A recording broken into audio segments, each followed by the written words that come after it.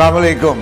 मियाँ शाहिद नदीम ऑफिशियल के साथ मैं हूँ सियासी गपशप में मियाँ शाहिद नदीम। मरियम नवाज को सदर बनाने का फैसला, हैकर्स के होशरुबा दावे, इमरान खान मुसीबत में फंस गए।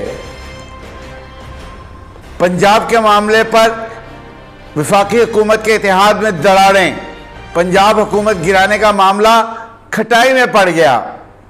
आज बहुत सी डेवलपमेंट हुई। सबसे पहले जो है वो हम आपके साथ शेयर करते हैं कि जो हैकर्स है, हैकर के जो है वो बहुत सारे आज फिर इल्ज़ामात सामने आए। एक तो हैकर पता नहीं की करेंगे, मैंने तो लगता है अपने अपने हैकर हो गए नहीं, क्योंकि इससे कबल जो है वो वज़ीर आज़म हाउस से मियाँ शहबाज शरीफ, मरियम नवाज़ और वफाकी वज़रा की जो है ऑडियो लीक्स हो रही थी। उसके बाद और उस वक़्त तक इमरान खान बड़े खुश थे, लुटियाँ पांडे हाजी पाई। उसके बाद अचानक जो है वो साइफर के मामले पर इमरान खान, आज़म खान, असद उमर, शाह महमूद कुरैशी की ऑडियो लीक सामने आई, जिस पर जो है वो इमरान खान सीखपा हो गए और उन्होंने जो है वो ये कहना शुरू कर दिया कि ये ऑफिशियल सीक्रेट एक्ट की जो है वो खिलाफ वर्जी है। उसके बाद फिर उन्होंने ये एक इंटरव्यू में ये बयान भी दे दिया कि वज़ीर आज़म हाउस की जो महफूज लाइन है वो टेप हो रही है, वहाँ से जो है वो हैक हो रहे हैं। बहरहाल जो है वो मुझे तो ये लगता है कि पहले कभी जो है ना वो नोटों और लोटों पे इलेक्शन होता था, लगदा हुण ते टोटियां दे इलेक्शन होएगा। टोटों से मुराद, गलत ना रहना यार, टोटों से मुराद ये जो ऑडियो और वीडियो का सिलसिला चल पड़ा है, ये एक अजीब ही सिलसिला पाकिस्तानी सियासत में चल पड़ा है। बहरहाल जो हैकर है 24 न्यूज़ में जो है उन्होंने ये चीज़ जो है वो एक्सपोज की है, डिस्क्लोज़ की है, और इस पर सलीम बुखारी साहब एक बड़े सीनियर सहाफ़ी हैं और उस्ताद हैं वो, उन्होंने जो है वो इस पर बात भी की है। सबसे पहले हैकर ने दावा किया, उसने कहा कि बशीर मेमन जो कि साबिक DGFIA है और वो ख़ुद भी मुतअद्दिद मरतबा वैसे ये बयान दे चुके हैं कि इमरान खान आज ये चाहते थे कि मरियम नवाज़ और बाकी जो मुस्लिम लीग नून की क़यादत है इसके ख़िलाफ़ मुकदमात बनाए जाएं, लेकिन उन्होंने जब मना किया तो उनको फिर ओहदे से हटा दिया गया। लेकिन हैकर ने तो बड़ा अजीब दावा किया, वो कहता बशीर मेमन को जो है वो बाथरूम में बंद कर दिया गया। हमारे एक दोस्त हैं इमदाद सोमरो, उन्होंने बशीर मेमन का इंटरव्यू किया तो उसमें थोड़ी सी रद्दोबदल के साथ उन्होंने बाथरूम वाले वाक़े की तस्दीक की। उन्होंने कहा कि जब इमरान खान ने नाजेबा गुफ्तगू की मरियम नवाज़ के मुतालिक, यानी कि गालियाँ शालियाँ दी, तो मैं भी खड़ा हो गया कि आप ऐसे गालियाँ नहीं दे सकते। और उसके बाद जो है वो आज़म खान मुझे पकड़कर कॉरिडोर में ले गए, फिर मेरे भी जो है वो मेरा भी पारा हाई होने लग पिया, तो मैं भी जड़ा है ना गालां शालां कढ़ देतियाँ। उसके बाद वो आज़म खान ने मुझे कहा कि जो है मुझे वॉशरूम में धकेला के मुंह पे जो है ना आप पानी के जो है वो छींटे वगैरह मारें और थोड़ा सा अपने आप को रिलैक्स करें। लेकिन इस हद तक तो ये बात, इसकी तस्दीक जो है वो बशीर मेमन कर रहे हैं। दूसरा जो दावा बशीर मेमन ने किया है वो उन्होंने बुशरा बीबी के मतलब किया। मैं इस पर ये सिर्फ दावा है, इल्ज़ाम है, जब तक इसकी हकीकत सामने नहीं आती मैं इस पर बात जो है वो करना भी नहीं चाहता था। लेकिन 24 न्यूज़ इसको सामने लेके आया कि हैकर ने ये दावा किया है कि बुशरा बीबी को जो है वो हाउस से निकाल दिया गया था। कैसे, ये नहीं मैं बात करूँगा, क्योंकि घरेलू मामला जो हैं वो पर्सनल होते हैं यार, उस पर बात नहीं करनी चाहिए। और वो काफ़ी अर्सा जो है वो गुलबर्ग के किसी घर में रहीं। उसके बाद जो है हैकर ने यह भी दावा किया कि मैं बहुत जल्द ये ऑडियोज़ जो है वो इसको लीक कर दूंगा। उसका ये कहना था कि मैं ये एजेंसीज़ को भी ये ऑडियोज़ दे चुका हुआ हूँ। उसने एक दो वीडियोज़ की भी बात की जिसके मुतालिक जो है वफाकी वज़ीर दाखिला राना सनाउल्लाह भी बात कर चुके हैं। लेकिन जो है ना वो मेरा नहीं ख्याल कि इखलाक से गिरी हुई ऐसी कोई चीज़ जो है वो सामने आनी चाहिए और ना ही उसको मुतालिक बात करनी चाहिए।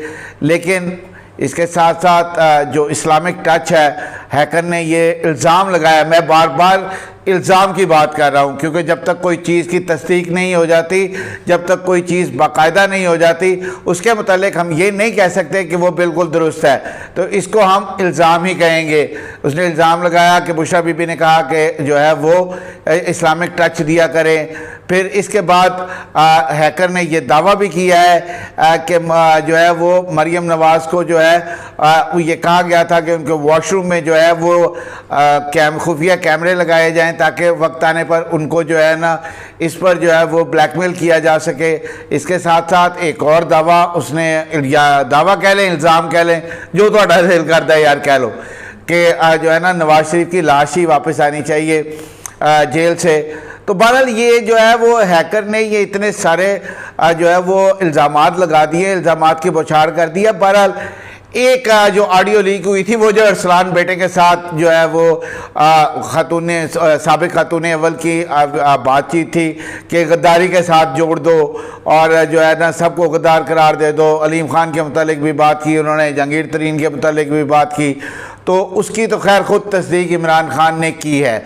और इमरान खान ने ये कहा है कि जो है वो जो वज़ीर आज़म हाउस है उसकी जो महफूज लाइन है वो टेप हो रही है और हमारी गुफ्तगू जो है वो लीक हो रही है, गुफ्तगू टेप हो रही है।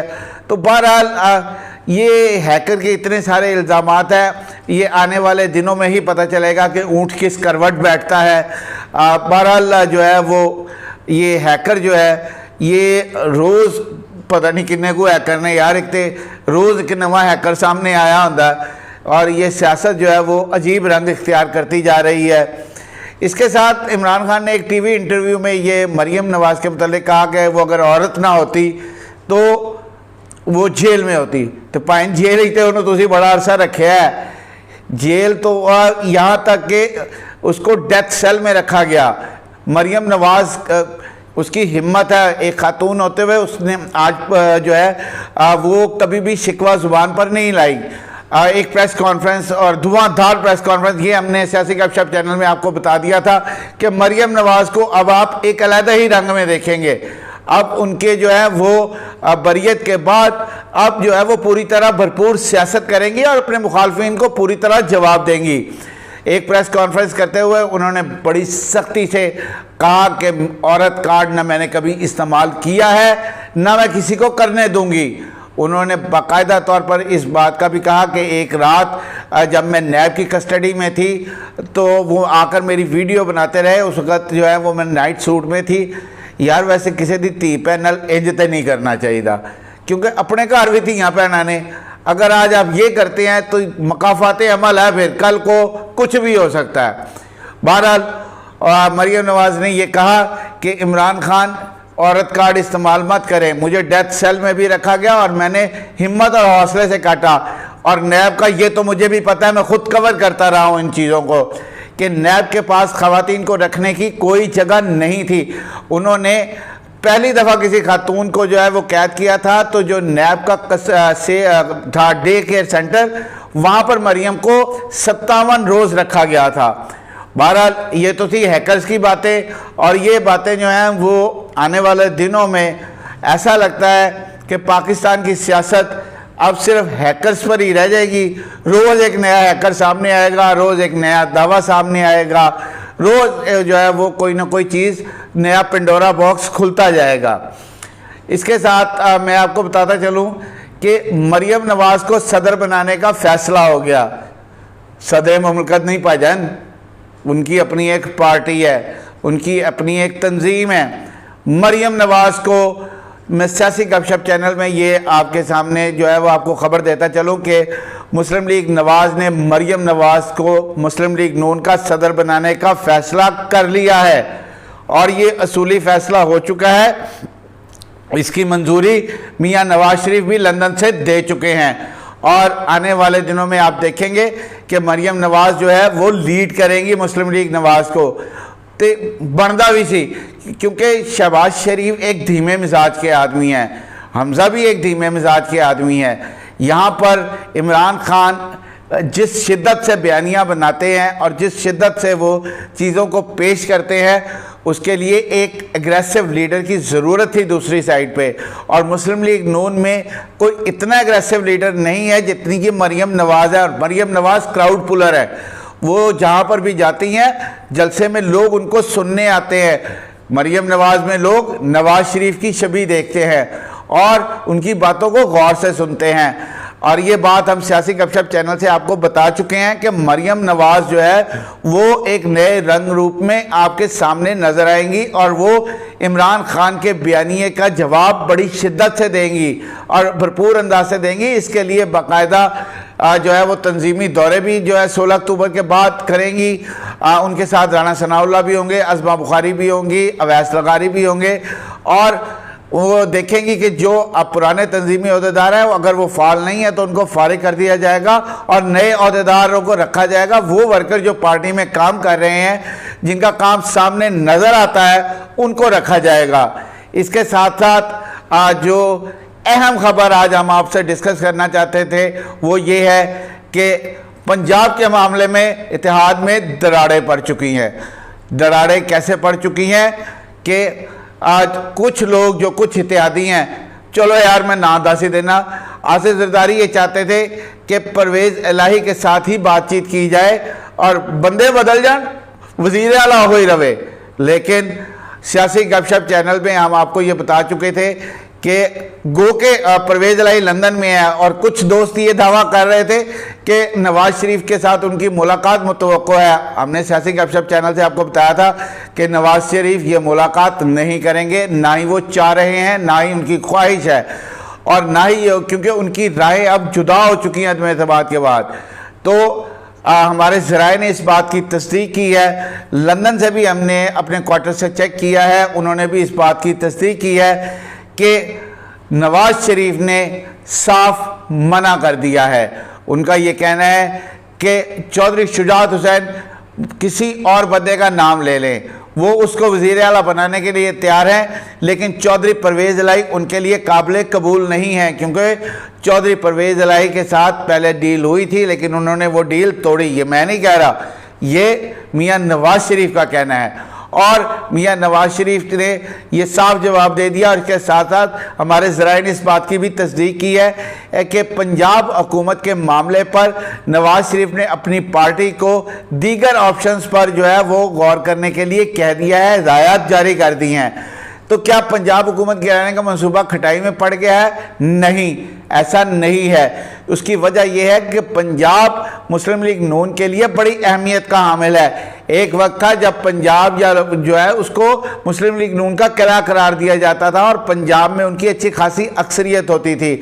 अगर हम 2013 की असम्बली भी देखें तो उसमें भी मुस्लिम लीग नून की बहुत बड़ी अक्सरियत थी, उनकी बहुत सीटें थी, और इस दफ़ा भी कम नहीं है। इस दफ़ा भी उनकी जो अपनी सीटें थी वो 166 के करीब सीटें थी उनकी, और जो है वो उनकी अगर वो चाहते तो हुकूमत बना सकते थे। लेकिन हमारे ज़राए ने हमें उस वक़्त भी बताया था कि मियाँ नवाज़ शरीफ ने कहा कि नहीं, आप जो है वो अपोजिशन में बैठे और आज PTI को हुकूमत बनाने दें।